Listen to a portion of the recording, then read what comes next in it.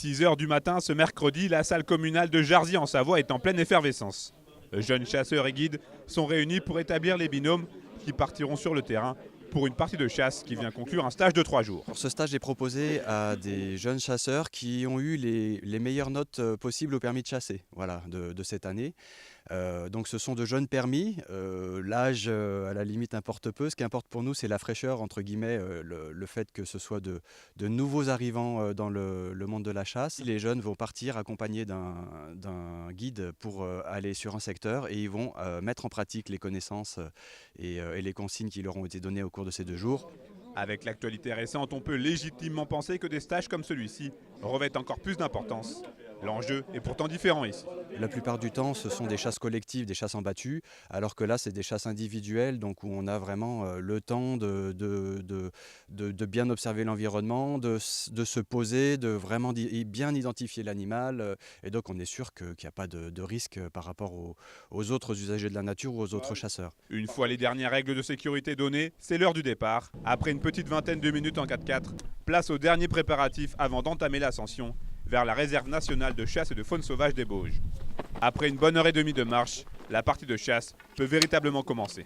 Ce jour-là, de nombreux chamois sont de sortie dans ce secteur de la Dent des Portes.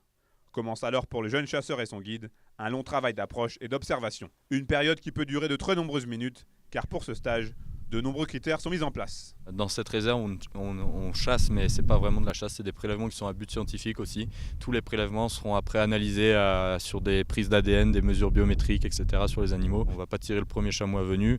On a vu des chamois très près qu'on aurait très bien pu tirer, mais qui n'étaient pas dans nos critères, qui étaient soit trop jeunes, soit des mâles trop âgés. Mais l'inexpérience ou la très faible expérience des jeunes chasseurs, ça les limite un peu sur la rapidité d'exécution, etc. On doit prendre plus de temps et les animaux ne nous attendent pas forcément sagement, donc voilà, on est un peu moins efficace qu'avec un chasseur expérimenté. En effet, Odile Tremblay, notre jeune chasseuse du jour, n'aura pas eu le loisir de tirer lors de cette sortie sur le terrain.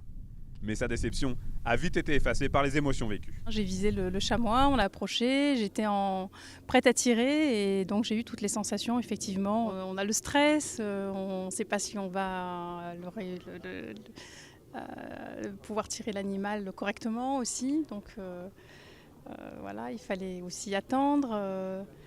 C'était une expérience à vivre, effectivement. Les 16 jeunes chasseurs de cette promotion 2018 de la Fédération régionale des chasseurs d'Auvergne-Rhône-Alpes sont donc prêts pour incarner la relève.